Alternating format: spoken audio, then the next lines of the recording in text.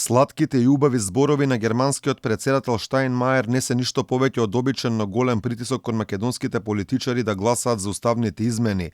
Честите последни европските и светски лидери наликуваат нистиот процес пред промената на уставното име, сметаат познавачите. Според аналитичарот Синиша Пекевски не е случајно што светската дипломатија последниот период е толку заинтересирана за Македонија.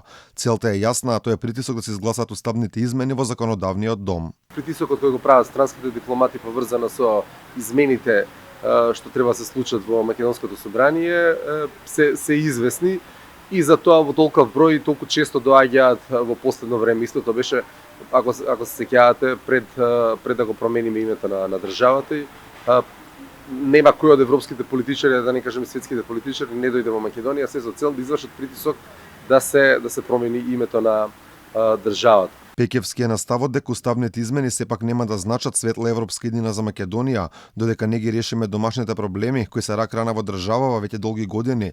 Европската унија не можеме да ја замислиме без решавање на проблемите во судството, корупцијата и многуте други проблеми кои не се најдат на евроинтегративниот пат. Ние ако сакаме да ги решиме проблемот со корупцијата, со невладење на правот, со почитувањето на законите и на правото, не е потребно некој од ЕУ цело време да не притиска, тоа ние мораме како основа да го направиме.